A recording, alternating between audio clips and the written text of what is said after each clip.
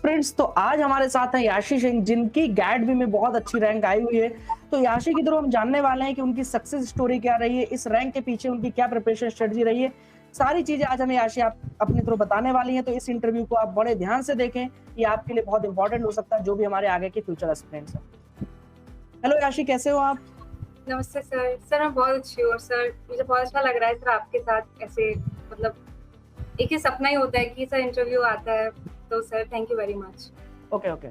तो I hope आप बहुत अच्छी होगी। सबसे पहले तो मुझे ये बताइए आपकी गैट-बी में रैंक कितनी है?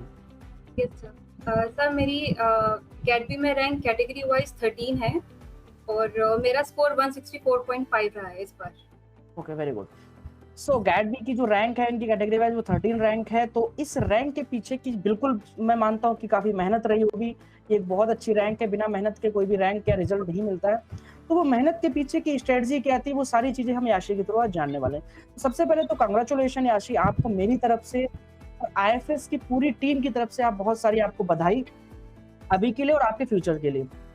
तो सबसे पहले मैं आपसे ये जानना चाहता हूँ, मेरा पहला सवाल हमेशा स्टूडेंट से यही रहता है कि मैं भी कभी स्टूडेंट था, तो हम जब स्टूडेंट होते हैं, हम एग्ज़ाम दे के आते हैं, राइट? तो हम एग्ज़ाम देके जब निकलते हैं, तो हमें वो चीज़ एक्सपेक्टेड होती है या नहीं होती है? आपके सिनेरियो में क्या था? ये जो रैंक आई है, आपको लग रहा था कि जब आप एग्ज़ामिनेशन हॉल से निकले थे, कि हाँ, इतना अच्छा रैंक आ सकता है मेरा? क्या था ये? एक्सपेक्टेड था या सरप्राइज़िंग था आपके लिए? सर कैट-बी के प्रिपरेशन के दौरान सर मेरी प्रिपरेशन काफ़ी अच्छी रही है। सर सिलेबस मेरा कई बार रिविज़न भी हो चुका था, सर 5 टू 6 टाइम्स। तो मतलब मैं तो यही एक्सपेक्ट कर रही थी पेपर के बाद कि हाँ, मेरा पेपर अच्छा हुआ है and I am expecting a good rank. तो बट हाँ, इतना भी नहीं था कि मतलब 13 रैंक आएँगी, it is quite surprising for me also. But paper अच्छा हुआ था so I feel good sir. Reaction was like very happy. Okay, okay, cool. तो आप अपनी इस रैंक के पीछे की जो मतलब किसको आप मैक्सिमम क्रेडिट किसको देना चाहोगे? इस रैंक को जो आपका रिज़ल्ट आया, इसका आपको क्या लगता है कि मैक्सिमम क्रेडिट किसको है? वैसे तो मैं मानता हूँ पूरा का पूरा मेहनत जो है, हमेशा स्टूडेंट का रहता है, बट आपने प्रिपरेशन कहाँ से करी, वो सब चीज़ें थोड़ा-सा हमें बताइए। सबसे पहले तो सर मेरी फैमिली सर वो बहुत वेरी गुड, सपोर्टिव थी। बिल्कुल। मुझे टाइम देती थी कि बेटा आप पढ़ लो और बाकी काम हम कर लेंगे।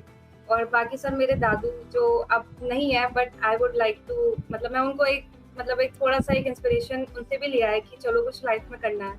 बाकी मेरे मम्मा, मेरे पापा, भाई, दादी और सर आईएफएस की ड्रीम जिसकी वजह से मेरा ये सब कुछ प्लान एग्ज़ीक्यूट हो पाया है कि मेरी अच्छी रैंक आई है।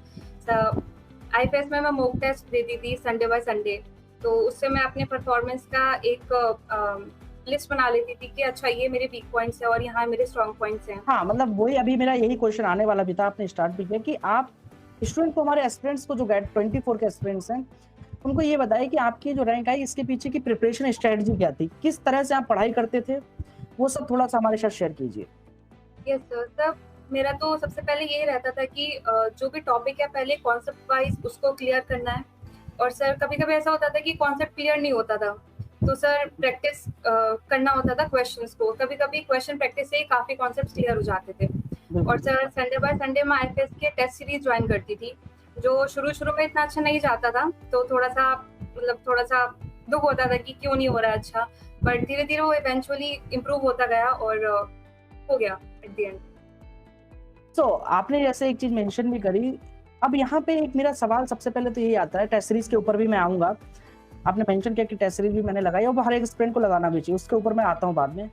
एक मेरा क्वेश्चन और एक मेरा क्या मैक्सिमम स्टूडेंट्स का ये सवाल रहता है कि सर एक बायो के स्टूडेंट के लिए पीसीएम ग्रुप को हैंडल करना थोड़ा-सा डिफिकल्ट रहता है, वो मैं मानता हूँ शायद आपके लिए मे बी डिफिकल्ट रहा होगा।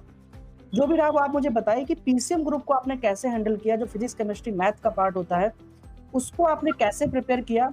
उसपे आपने कितना समय दिया? मैक्सिमम समय आपने कहाँ पे दिया? थोड़ा-सा हमारे स्टूडेंट्स के साथ शेयर कीजिए। जी। Sir being a bio student हमारे एग्जाम में मेजर पोर्शन तो बायोलॉजी आता है। तो एग्ज़ैक्टली। बायोलॉजी पे पूरा फोकस मेरा था और मेरी पूरी अच्छी ग्रिप थी अपने कॉन्सेप्ट्स पे। लेकिन पीसीएम भी एक बहुत बड़ा रोल प्ले करता है क्योंकि शायद इसी के थ्रू मेरी रैंक थोड़ी-सी अच्छी बन पाई है। तो आईएफएस के थ्रू सर मैंने जैसे सर आपने फिजिक्स पढ़ाया, तो सर उसमें motion in 1D, projectile motion और बाकी चीज़ें और डी ब्रोगली वेवलेंथ सर इससे क्वेश्चंस भी आए थे। तो सर इसके थ्रू मैंने धीरे-धीरे थोड़ा-थोड़ा, ये नहीं कि मैं दिन में पूरा टाइम सिर्फ फिज़िक्स, केमिस्ट्री और मैथ्स पे देती थी। मेरा मेजर फ़ोकस ज़्यादातर बायो पे ही रहता था। पर हाँ, मैंने इन पे भी फ़ोकस किया, केमिस्ट्री पे ध्यान दिया। केमिस्ट्री मेरी थोड़ी-सी ज़्यादा स्ट्रॉन्ग थी, तो एक मेरे प्लस पॉइंट था कि मुझे सिर्फ रिविज़न चाहिए था। बाकी फिज़िक्स और मैथ्स मेरा थोड़ा वीक पॉइंट था, तो सर आईएफएस मेरे लिए बहुत ज़्यादा हेल्पफुल था इस चीज़ में। Okay, very good. तो जैसे याशी ने एक बात बताई, वो मैं आपके साथ उसी को मैं कंक्लूड करता हूँ शॉर्ट में, कि सर फिजिक्स, केमिस्ट्री, मैथ में मैंने समय तो दिया, बट मैंने उतना समय नहीं दिया क्योंकि मुझे पता है कि मेरे एग्जाम की डिमांड क्या है। यस मुझे सर। पता है कि मेरे एग्जाम का मैक्सिमम पोर्शन जो है बायो का है। तो मैं स्टूडेंट आपको भी यही हमेशा सजेस्ट करता हूँ कि आप ऐसा नहीं कि आप पूरा का पूरा पोर्शन छोड़ के जाएँ, क्योंकि रैंक वहीं से निकलने वाली है, थोड़ा-सा डिफरेंस आता है रैंक पे। क्योंकि वहाँ से जो क्वेश्चन आएगा वो फार्मूला बेस्ड आएगा, आपने अगर फार्मूला की लिस्ट भी बना के रखी है तो आप करके ले जाओगे। इसलिए उसको छोड़ना नहीं है, उसको टाइम देना है। मान लो अगर 80% 70% अगर बायो के पोर्शन को दे रहे हो, तो आप 30% डेली का टाइम आप उसको भी दो। पीसीएम ग्रुप को आपको बच्चे छोड़ना नहीं है, क्योंकि वहाँ से क्वेश्चंस आसान आएँगे, अगर आपने पढ़ा है तो आप कर भी सकते हो, राइट? यस और सर। वो भी याची ने भी वही किया कि सर मैंने बायो का पोर्शन पे ज़्यादा टाइम दिया, और हमेशा स्टूडेंट को मैं यही बोलता हूँ। ठीक है, तो ये हुई हमारी एक बात कि पीसीएम को हम कैसे हैंडल करें। पीसीएम को आप छोड़ें नहीं, कम टाइम दें, ज़्यादा टाइम नहीं देना, बट छोड़ना नहीं है। 100% बिल्कुल भी ब्लैंक ना जाए। नाउ नेक्स्ट क्वेश्चन है, जैसे आपने बीच में एक मेंशन किया था कि सर मैंने टेस्ट सीरीज लगाई थी, राइट? अब एक हर एस्पिरेंट को टेस्ट सीरीज लगानी चाहिए अगर आपको एक अच्छी रैंक चाहिए तो। तो मैं आपके थ्रू जानना चाहता हूँ कि टेस्ट सीरीज ने आपकी कैसे हेल्प करी? आपके स्कोर को कैसे उसने बूस्ट किया, और इस रैंक में उसकी क्या इंपॉर्टेंस रही? थोड़ा-सा शेयर कीजिए। सर सबसे पहले जब शुरू-शुरू में टेस्ट सीरीज़ अटेम्प्ट की थी, तो एज़ यूजुअल स्कोर इतना अच्छा नहीं आया था, क्योंकि वो राइट, थोड़ा-सा लाइक सिलेबस वाइज़ थोड़ा-सा वो एक लेवल अप होता है। बट स्टार्टिंग में ऐसा ही होता है। हाँ, हुँ, but it will definitely boost your confidence कि चलो ठीक है, आपने एक लेवल ऊपर कम से कम इतने सोचा तो कि आप ये क्वेश्चन सॉल्व कर पा रहे हो थोड़ा-सा भी। तो सर ये एक प्लस पॉइंट होता है टेस्ट सीरीज़ का, प्लस आपको टाइम मैनेजमेंट आता है, और आपको एक तरह से क्वेश्चन इतने टाइम में हमें इतने क्वेश्चन सॉल्व करने हैं, आपको ये स्ट्रैटेजी पता चल जाती है कि अच्छा मेरा इतना स्पीड है क्वेश्चन सॉल्व करने की, तो इस वजह से टेस्ट सीरीज़ अटेम्प्ट करना भी बहुत ज़्यादा इम्पोर्टेंट होता है। राइट। उन्होंने बोला कि सर स्ट्रैटेजी, मैं हमेशा आपको यही बोलता हूँ कि एक स्ट्रैटेजी मिलेगी। दूसरी चीज़ सबसे अच्छी बात है कि हम अपने आप को एनालाइज़ कैसे करें। अगर हम प्रिपरेशन कर रहे हैं तो हमें कैसे पता लगेगा कि हम अपने आप में कितने अच्छे हैं? तो वो चीज़ आपको सिर्फ़ और सिर्फ़ टेस्ट सीरीज़ ही बता पाएगी कि आप अभी कितने और अपने आप को बेहतर कर सकते हैं आगे चीज़ों में, राइट? जैसे इन्होंने बोला कि सर स्टार्टिंग में स्कोर कम आता, तो वो हमेशा आपके साथ ऐसा ही होगा। हर एक एस्पिरेंट के साथ ऐसा ही होता है कि स्टार्टिंग में आपका टेस्ट सीरीज़ में स्कोर कम आएगा, बट आपको क्या करना होता है, उस टेस्ट सीरीज़ में स्कोर कम क्यों आया है, उन चीज़ों पे काम करना होता है। और जब आप काम करोगे, अगले टेस्ट में धीरे-धीरे नेक्स्ट टेस्ट में आपका स्कोर ऑटोमेटिकली आपको दिखता रहेगा कि बूस्ट होता जा रहा है। तो टेस्ट सीरीज आपको जरूर लगानी है। याशी ने भी टेस्ट सीरीज लगाई और उनकी रैंक जो आई उसी बदौलत आई है, ताकि आपका कॉन्फिडेंस बूस्ट हो पाए। टेस्ट सीरीज को इग्नोर ना करें, लगाएं, अपने आप को एनालाइज जरूर करें। बहुत अच्छा लगा याशी। अभी एक चीज मुझे और बताओ, हमारे कई बच्चे इस समस्या में रहते हैं, बहुत बड़ी दुविधा है एक्चुअली ये बच्चों की, कि सर कॉलेज के साथ हम प्रिपरेशन को कैसे मैनेज करें, राइट? ये एक बहुत बड़ी ऑडियंस का क्वेश्चन रहता है। मेरे पास भी कई बच्चों का आता है कि सर कॉलेज चल रहा है, क्लासेस भी हैं कोचिंग की, तो हम कैसे चीज़ों को मैनेज करें? थोड़ा इस पे आप अपना बताइए पॉइंट ऑफ व्यू, आपका पॉइंट ऑफ व्यू क्या है? आपने चीज़ों को कैसे मैनेज किया? क्योंकि मुझे पता है आपने भी कॉलेज के साथ ही इतनी अच्छी रैंक निकाली है, ठीक है? तो ज़रा शेयर कीजिए उस चीज़ को। द पॉइंट इज कि इम्पोर्टेंट दोनों है, कॉलेज भी नहीं छोड़ सकते और प्रेपरेशन भी नहीं छोड़ सकते। एग्जैक्टली। तो सर इम्पोर्टेंट चीज़ ये होती है कि आपकी प्रायोरिटी क्या है। ठीक है, कॉलेज चल रहा है, लेकिन आपको एग्जाम भी क्वालिफाई करना है साथ ही साथ। तो सर ऐसा कर सकते हैं कि जो भी काम हमें या जो भी असाइनमेंट के प्रोजेक्ट्स जो भी हमें कॉलेज में मिलते हैं, उसको वहीं पे खत्म करके हम घर पे जब आए तो सिर्फ अपनी कोचिंग का ही पढ़े, या कोई रिविजन करना है या कोई नया टॉपिक पढ़ना है। तो ये एक बहुत बड़ा, हाँ थोड़ी सी मेहनत ज़्यादा लगती है, लेकिन वही जैसे मैंने बोला कि अपनी प्रायोरिटी होती है कि अगर आपको बिल्कुल एग्जाम क्वालिफाई करना है तो ये करना पड़ेगा। बिल्कुल। ये चीज़ जैसे याशी ने बोला मेहनत लगती है, भाई मेहनत तो करनी पड़ेगी। और इतनी अच्छी रैंक लाने के लिए एग्जाम हर कोई दे रहा है, हर किसी का रैंक नहीं आ रहा। रैंक उसी का आ रहा है जो डिफरेंस क्रिएट कर पा रहा है उस चीज में, जो मेहनत कर रहा है और मेहनत के साथ साथ ही स्मार्ट स्टडी भी कर रहा है, ठीक है? तो विच इज वेरी इंपॉर्टेंट, मेहनत प्लस स्मार्ट स्टडी दोनों आपको करनी पड़ेंगी। ऐसा नहीं है कि आप केवल मेहनत ही कर रहे हो। आप स्मार्ट स्टडी में आ जाता है कि याशी रिसर्च करते हैं अपन कि कौन से टॉपिक ज्यादा इंपॉर्टेंट हैं, प्रीवियस ईयर में कैसे क्वेश्चन पूछे जा रहे हैं, किन टॉपिक्स को ज्यादा इंपॉर्टेंस देनी है अपने को, और अपने टाइम को कैसे टारगेट वाइज हमें डिवाइड करना चीजों में, राइट? ये सब चीजें आपकी रिसर्च में आती हैं। तो इन सब चीजों को जरूर फॉलो करें। कॉलेज के साथ ही सारे स्टूडेंट निकालते हैं, याशी ने भी कॉलेज के साथ ही इतना अच्छा रैंक निकाला है, अगर ये कर सकती हैं तो आप लोग भी कर सकते हो। इसलिए ये एक्सक्यूज़ कभी नहीं आना चाहिए कि सर मेरा कॉलेज है इसलिए मुझसे नहीं हो पाया, ठीक है? आपकी प्रायोरिटी आपको पता होनी चाहिए कि प्रायोरिटी क्या है। नाउ नेक्स्ट क्वेश्चन इज़ याशी कि अगर आज के टाइम पे तुमको भी पता है, मेरे को भी पता है, हर किसी को पता है कि रील्स का ज़माना है, ठीक है? अब इस रील्स के ज़माने में रील का एडिक्शन बहुत गंदा है। अगर हम 5 मिनट या 15 मिनट भी बैठते हैं, अपने आप को सोचते हैं रिलैक्स करके रील देख लें, बट वो रील देखते-देखते हमको 1 घंटा, 2 घंटा कब निकल जाता है पता नहीं लगता। ये जो सोशल मीडिया, इंस्टाग्राम का जो डिस्ट्रैक्शन है, इसको आपने अपनी प्रिपरेशन के साथ कैसे मैनेज किया? और आप क्या थोड़ा-सा बताना चाहेंगे एस्पिरेंट को कि आप कैसे इस चीज़ को कट कर सकते हैं? अपनी प्रिपरेशन आपकी इफ़ेक्ट ना हो इस चीज़ से, उसके लिए आप क्या-क्या कर सकते हैं? सर हाँ, ये रहता है सोशल मीडिया बहुत बड़ा डिस्ट्रैक्शन होता है, बट मेरे केस में सर मैं पूरी तरह से इससे गायब नहीं रह पाई सर। मतलब ठीक है, एक मेरा एक टाइम पीरियड होता था कि मुझे सिर्फ आधा घंटा या 40 मिनट्स मुझे सोशल मीडिया यूज़ करना है, उसके बाद आई बैक टू माय स्टडीज़। तो मैं पूरी तरह से दूर नहीं रह पाई क्योंकि ये कि मेरा एक सोर्स ऑफ एंटरटेनमेंट भी था। बिल्कुल तो सही सर बात बोली आपने, दूर यस, रहना भी नहीं चाहिए। मैं ये नहीं कहता आपको कट होना है, बट आपकी प्रायोरिटीज़ क्या है, राइट? जैसे हाँ आपने सर, वर्ड यूज़ किया प्रायोरिटीज़, वो आपके माइंड में एकदम क्लियर होनी चाहिए। Yes sir. तो सर मेरा एक वही एक स्पेसिफाइड टाइम होता था कि बस इतना ही चलाना है, बाकी मैं नहीं चलाती थी। तो वेरी बस गुड। यही है कि अपना टाइम डिफाइन करो कि मुझे इतना पढ़ना है, तो मुझे फिर इतना मैं रील्स देख सकता हूँ, सोशल मीडिया पे टाइम स्पेंड कर सकता हूँ, ये कर सकती हूँ। मतलब बिल्कुल सही बोला आपने कि अपना एक टाइम जो डेली का टारगेट है सपोज़ करो वो अलग-अलग हो सकता है इंडिविजुअली। मान लो आपका 4 घंटे कि आपको डेली 4 घंटे देने ही देने हैं अपने प्रिपरेशन पे, तो वो 4 घंटे आप आराम से कर लो, उसके बाद यू कैन वॉच। आप जो चाहो वो रील देखो, कुछ भी करो, बट आपकी जो फर्स्ट प्रायोरिटी है, वो आपकी प्रिपरेशन है। वो इफ़ेक्ट नहीं होनी चाहिए और ये आपको खुद पे कंट्रोल करना चाहिए। मेरे कहने से या याशी के कहने से आपको नहीं आएगा। ये आपको खुद से पता होना चाहिए कि आपकी प्रायोरिटी क्या है, राइट? तो सोशल मीडिया को ये नहीं है कि बिल्कुल कट कर देना बिकॉज़ एंटरटेनमेंट भी ज़रूरी है, अपने दिमाग को रिलैक्स भी आपको करना है, तो पढ़ाई के साथ-साथ चीज़ें ज़रूरी हैं बट उसको ऐसा नहीं होना चाहिए कि वो चीज़ आपकी प्रिपरेशन के ऊपर डोमिनेट कर रही है, राइट? That is wrong. तो बहुत अच्छा लगा। दूसरी चीज़ याशी मुझे एक बात बताओ जैसे मैं अगर आपसे बोलूँ कि सिंपल सा क्वेश्चन अभी मुझे ये बता दो कि जब हम प्रिपरेशन करते हैं, राइट?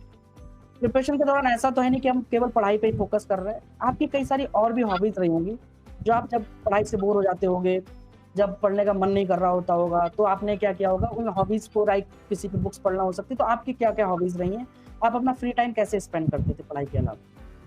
सर बुक्स तो sir like personally I am not a book reading person, तो ऐसे नॉवल वगैरह, बुक्स वगैरह सब मेरे से नहीं पढ़ी जाती है। तो सर इसके अलावा मेरा सबसे अच्छा टाइम पास होता था जब पढ़ाई से मन नहीं लगता था मेरा, तो गाने सुनना। सर मैं अच्छे गाने गा भी लेती हूँ। सर डांस करना और सर पेंटिंग करना और सर खाना बनाना। Okay, very good. तो ये हॉबीज़ आप साथ-साथ में अपनी इनको भी करते रहे बच्चे? अच्छा याशी जैसे आपने बोला कि सर ये सब चीज़ें आप करती थी। यहाँ पे मेरे दिमाग में एक क्वेश्चन ये भी आता है, जो मतलब लाइक ऑनलाइन आजकल जैसे आपने भी ऑनलाइन किया है प्रिपरेशन पूरा, तो आपको क्या लगता है कि ये जो ऑनलाइन प्रिपरेशन अपन कर रहे हैं, घर पे बैठ के ये कितना इफेक्टिव रहा आपके लिए कंपैरेटिवली टू द ऑफलाइन? आपको कितना इसका लगा कि हाँ, ये बहुत अच्छी रही मेरी प्रिपरेशन में? ऑनलाइन आया जब से इसने बहुत इंपॉर्टेंट रोल प्ले किया है। क्योंकि कभी-कभी क्या होता है जैसे हम घर पे प्रिपरेशन कर रहे हैं, तो घर पे प्रिपरेशन के साथ-साथ कई सारे और डिस्ट्रैक्शन भी आ सकते हैं कि ये काम करना है, मम्मी का वो करना है, वो सारी चीज़ें होती हैं। तो आपने कैसे मैनेज किया उस चीज़ को? ऑनलाइन प्लेटफॉर्म आना सर एक बहुत बड़ा प्लस पॉइंट था किसी भी स्टूडेंट के लाइफ में, बिकॉज सर मैं मेट्रोपॉलिटन सिटी से बिलोंग नहीं करती, और सर वहाँ पर जाके रहना, पढ़ना, ये सारे एक्सपेंसेस, सर इससे बहुत बड़ा फ़ायदा पड़ता है कि आप सिर्फ अपने घर पे बैठे हुए टेबल चेयर पे आप मतलब कहीं से कहीं भी कनेक्ट हो सकते हो, तो it is a very plus point. और उसके बाद सबके बाद एडवांटेज की, तो सर आपका जाने का एक्सपेंस और ये सब तो होता ही है कि कम हो रहा है। बाकी सर इसका ड्रॉबैक ये भी है कि कभी-कभी ऑनलाइन क्लासेस में क्योंकि सामने टीचर देखते नहीं थे, तो सर नींद भी आ जाती थी। तो ये भी होता था बहुत बार, पर ठीक है रिकॉर्डेड सेक्शंस होते थे, तो ये प्लस पॉइंट था आईएफएस से, तो वो अटेम्प्ट कर लेते थे। बाकी सबसे बड़ा एडवांटेज आपने बताया कि एक्सपेंशन एंड ऑल वो सब चीज़ें बचती हैं, बट मुझे एक जो लगता है, जो शायद आपको भी लगता होगा कि यहाँ पे हम अपने अकॉर्डिंग लेक्चर्स को देख सकते हैं, राइट? यस सर, क्योंकि ऑफलाइन में क्या होता है, हम एक कंस्ट्रेंट पे बंधे हुए हैं कि उस टाइम पे लेक्चर है, हमें तभी देखना है, उस टाइम पे भले मेरा मूड नहीं है पढ़ाई का, बट फिर भी मैं बेमन से क्लास में बैठा हूँ। और अगर मैं बेमन से क्लास में बैठा हूँ, तो मेरे दिमाग में कुछ नहीं जाएगा। बट यहाँ पे क्या है, सपोज़ करो अभी आपका मन नहीं है, आपका मन है रात में पढ़ने का, तो आप रात में देख सकते हो। आपका मन है सुबह पढ़ने का, तो आप सुबह में देख सकते हो। हर एक इंडिविजुअली डिपेंड करता है कि आपका कब मन है, आप उसके अकॉर्डिंग चीज़ों को कर सकते हो और मल्टीपल टाइम्स। तो ये भी थोड़ा-सा मुझे फ़ायदा लगता है ऑनलाइन का काफ़ी। और सर ये बहुत अच्छी चीज़ थी उन बच्चों के लिए जो कॉलेज के साथ तैयारी कर रहे हैं। एग्ज़ैक्टली कॉलेज के साथ जो तैयारी कर रहे हैं, सबसे बड़ा प्लस पॉइंट है। ठीक है, नाउ तो ये सारी चीज़ें हमने डिस्कस करी आशी के साथ, उनकी प्रिपरेशन स्टडी उन्होंने बताई पूरी। मेरा एक लास्ट क्वेश्चन ये आपसे रहेगा, आप सिंपल सा ये बताइए कि आप फ़ोकस कैसे रहे अपने आप को? मतलब कभी-कभी क्या होता होगा, थोड़ा-सा तो चैलेंजिंग फेज़ रहा होगा आपकी लाइफ़ में, राइट? जब आप प्रिपरेशन कर रहे होगे, थोड़ा-सा लगता होगा लाइक फिज़िक्स के न्यूमेरिकल लगाने बैठते होगे या फिर कोई बायो का भी न्यूमेरिकल रहा होता, कि नहीं यार मेरे से नहीं हो रहा है अभी थोड़ा-सा। तो जब वो फेज़ आता था, डाउन फेज़ आता था, तो आप अपने आप को कैसे पॉज़िटिव रखती थी? क्योंकि कभी-कभी क्या होता है, बच्चे इस चीज़ में आके थोड़ा-सा मान लेते हैं कि नहीं अब मुझसे नहीं होगा, अब मेरा तो निकलेगा ही नहीं, मैं बहुत एवरेज स्टूडेंट, इस तरह का सोच उनके दिमाग में आता है। तो वो अपने आप को पॉजिटिविटी कैसे लेके आएँ जब तक हमारा एग्ज़ाम ना हो जाए ड्यूरिंग द प्रिपरेशन, वो पॉजिटिविटी कैसे बनी रहे? आपने वो कैसे मैनेज करी? सर सबसे पहले मैं सर ये बताना चाहूँगी sir, I am also an average student. तो शुरू ओके, से मैं टॉपर नहीं रही हूँ। तो लाइक धीरे-धीरे मुझे टाइम लगता है चीज़ों को लाइक मेमोराइज़ करने में या समझने में। तो मुझे मेरी वीकनेस और मेरी स्ट्रॉन्ग पॉइंट्स पता हैं, तो मैं उन पे ज़्यादातर काम करती हूँ। और रही बात सर मतलब डीमोटिवेट होने की, तो बिल्कुल सर मैं हुई हूँ अपने प्रिपरेशन के दौरान। बट हाँ, आपको एक कॉस्ट चाहिए होता है कि आप ये चीज़ पढ़ क्यों रहे हो, कर क्यों रहे हो? एग्ज़ैक्टली, बहुत बढ़िया बात बोली, इस पे मैं बोलने यस वाला सर। था, आप कंप्लीट करो आप फिर मैं करता हूँ। तो सर वही मेरा डिफाइंड था कि मुझे अच्छी से कैसे अपना पोस्ट ग्रेजुएशन करना है, तो वो मेरा बहुत ही ज़्यादा क्लियर था। तो ये सारी चीज़ें फिर धीरे-धीरे फेड आउट होती चली गई कि देखा जाएगा जो होगा, you just have to prepare और आपका एग्ज़ाम अच्छा हो जाएगा, सब कुछ अच्छा हो जाएगा। इतना अपने आप को थोड़ा-सा बेवकूफ़ बनाना होता है सर। बिल्कुल बेवकूफ़ मतलब आपका बिल्कुल कहने का सही तरीका है कि इसने बोला याशी ने कि जो होगा देखा जाएगा। द पॉइंट इज़ इसके पीछे की एक सिंपल सी लाइन ये है कि आपके हाथ में जो चीज़ें नहीं है आप उसके बारे में मत सोचो। आपके हाथ में रिज़ल्ट क्या होगा या नहीं होगा आप इसके बारे में मत सोचो। आपके हाथ में है सिर्फ़ पढ़ाई करना, सिर्फ़ मेहनत करना, बस उस पे काम करो, चिल रहो। और इन्होंने एक बात ये भी बोली कि सर मैं अपनी स्ट्रेंथ और वीकनेस जानती थी, मैंने उस पे काम किया। तो आपको ये चीज़ें पता होनी चाहिए कि आपकी वीकनेस क्या है, आपकी स्ट्रेंथ क्या है। जब तक आप ये एनालाइज़ नहीं कर पाओगे तब तक आप प्रिपरेशन में आगे नहीं बढ़ पाओगे। जो वीक पॉइंट्स हैं आपको उन पे काम करना पड़ेगा, राइट? और ये भी एक एवरेज स्टूडेंट है और मैं तो ये मानता हूँ कि कोई भी एवरेज स्टूडेंट हो या एवरेज बिलो एवरेज भी है, वो भी कोई भी एग्ज़ाम निकाल सकता है अगर आपने अच्छे से मेहनत करके माइंड में ये सेट कर लिया कि आप क्यों प्रिपेयर कर रहे हो वो चीज़। आप कभी भी डिमोटिवेट नहीं होगे, अगर हो गए भी तो फिर से आप खड़े हो जाओगे। अगर आपके माइंड में ये क्लियर है कि आप प्रिपेयर कर क्यों रहे हो, आप गेट बी निकालना क्यों चाहते हो, वो चीज़ें आपके माइंड में बिल्कुल क्लियर होनी चाहिए। तो जैसे याशी के माइंड में भी क्लियर थी, याशी भी एक एवरेज स्टूडेंट रही हैं, ये भी बीच में डिमोटिवेट हुई बट उन्होंने अपने आप को पॉजिटिव रखा क्योंकि उन्हें उनका क्लैरिटी था कि वो क्यों करना चाहती हैं और उनका आज ये इतना अच्छा रैंक आया तो अगर ये कर सकती है तो बच्चे आप भी कर सकते हैं। So my last question and last question is क्या बोलूँ मैं आपसे यही कहूँगा कि लास्ट में सिर्फ ऑडियंस को आप क्या बताना चाहोगी? इन शॉर्ट एक क्या मैसेज देना चाहोगी हमारी ऑडियंस के लिए जो गेट बी के 24 के एस्पिरेंट हैं, जो फ्यूचर एस्पिरेंट आईआईटी के, उनके लिए आपका शॉर्ट में क्या मैसेज रहेगा? मेरा मैसेज यही रहेगा कि आप अपने प्रिपरेशन के दौरान ऑनेस्टी दिखाओ और कॉन्फिडेंस रखो और कंसिस्टेंसी रखो। ये नहीं कि आपने शुरू के 5 दिन बहुत कम पढ़ा और फिर एकदम से बहुत ज़्यादा पढ़ना शुरू कर दिया, फिर कुछ भी नहीं पढ़ा, तो ऐसे नहीं होना चाहिए। Consistency is very important. बाकी अप एंड डाउन्स आते हैं, आपको लगेगा कहीं न कहीं कि मैं नहीं कर पा रहा हूँ या नहीं कर पा रही हूँ। सबके साथ होता है, मेरे साथ भी हुआ है, but at the end of the day आप हो जाता है वो अपने आप, but just you have to believe in yourself. That's it. तो मैं भी इसको कवर कर देता हूँ शॉर्ट में कि कंसिस्टेंस, राइट? जैसे याशी ने बोला कि आपको ब्रेक नहीं लेना है। बेटा जब भी आप प्रिपरेशन कर रहे हो, जब से अभी से लेके जब तक आपका एग्ज़ाम नहीं हो जाता, आप भले कम पढ़ो, 3 घंटे ही पढ़ो बट आपको पढ़ते रहना है, धीरे-धीरे, धीरे-धीरे अपने टारगेट्स को कंप्लीट करते रहना है। ऐसा नहीं होना चाहिए एक दिन आप 4 घंटे पढ़ लिए, अगले 3 दिन आप गायब हो। तो वो एक बहुत गलत तरीका है जो आपको कभी भी सफल नहीं बनाएगा। तो ये बात हमेशा ध्यान रखना। सिंपल सा एक लास्ट क्वेश्चन है मेरा कि आप मुझे ये बताइए कि आपका फ्यूचर गोल क्या है याशी? आगे आप क्या करने वाले हो? आपका क्या इंटरेस्ट है आगे का? मुझे थोड़ा-सा बताइए। सर अभी आगे तो अब मेरा पीजी में एडमिशन हो जाएगा होपफुली अच्छी जगह। मुझे और लगता है आपका आईआईटीज़ में भी आपको आराम से मिल जाएगा इतनी अच्छी रैंक पे, लेट्स सी। मैं उम्मीद करता हूँ और मैं आपके लिए बहुत अच्छे मैं और मैं हमारी पूरी टीम आपको बधाई देती है और आपके लिए दुआएँ करती है। आप अच्छे से आगे जहाँ भी जाएँ आईआईटीज़ में या कहीं भी एडमिशन लें तो आप हमेशा अच्छा करें लाइफ़ में और आगे हमेशा बढ़ते रहें और आईएफएस को हमेशा याद रखें।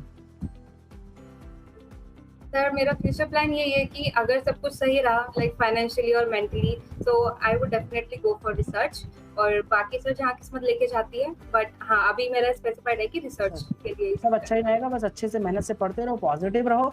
बहुत अच्छा लगा याशी आपसे बात करने के लिए। Thank you so much. All the best for your career. Thank you. Thank you sir.